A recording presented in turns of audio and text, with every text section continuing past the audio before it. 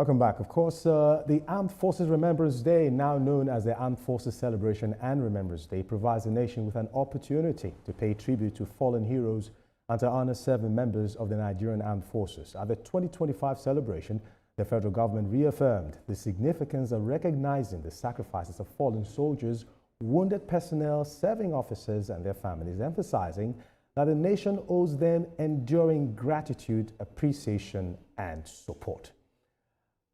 Olufemi Lawson, quickly, anytime this story comes up, it's always with mixed reactions. Now, from your standpoint, do you think our soldiers are appreciated and celebrated enough in our country?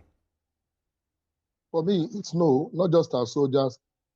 Every members of our military and paramilitary forces are not. And I think appreciating members of our armed forces must not be taken beyond this January 15th celebration where promises are made and, sweet speeches are made to appreciate their effort. Right. For a country that is facing the level of insecurity that we are facing, for a country that is security challenged the way we are, I think our armed forces deserve celebration every day. If you look at what our men and officers are going through, countering insurgencies in the north, in the south, and almost every other part of the country, you must come to agree that there must be, special commendation for these men beyond this commemoration of Armed Forces Day. A lot of times they are not appreciated enough, and we must begin to talk about their welfare while in service, not while they retire or they become incapacitated. How much are we catering for the welfare of our serving men and officers of the armed forces? This is a core issue. What about their salaries? What about their welfare? What about their allowances? Look at the barracks that our military men live around across the country. Look at the barracks occupied by our policemen across the country. These are issues that we must begin to address to sincerely and genuinely appreciate members of our, not this January 15th commemoration by sweet speeches and promises alone. We must look at their welfare and benefits on a daily basis as they keep sacrificing their day and night to ensure that we are safe as a people, as a country. Thank you very much. Now, Raymond, in developed countries, you see that forcemen are highly respected and celebrated. Thank you for your service. Rings a bell all the time. You see, they shake them, they appreciate them, they give them that warm welcome because, of course, the sacrifices they make. Now, it's slightly different in our climate. Why do you think that culture of appreciation hasn't taken a root back home? Very good question. I think it comes down to how the military as an organization is being handled or looked to by the government.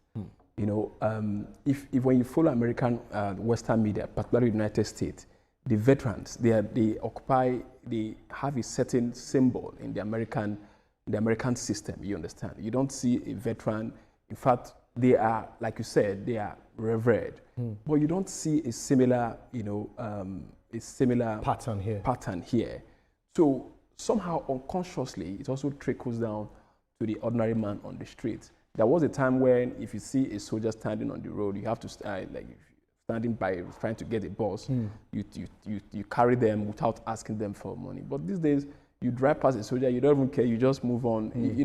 I think it's a cultural issue that has to be really revisited in order to reorientate the minds of the citizens that indeed these are those that pay the supreme price for our safety, on the larger scheme of things. So it's a culture that needs to be deliberately tutored through the educational system, from basic studies, social studies, so that over time it grows into a larger culture. I agree with you that it has totally broken down, and there is no, you don't feel any attachment, any emotional connection to members of the armed forces, and honestly, it's not a good thing. Thank you very much. Now, Olufemi, quickly. Now, this is an unusual approach with how I want to come through with this.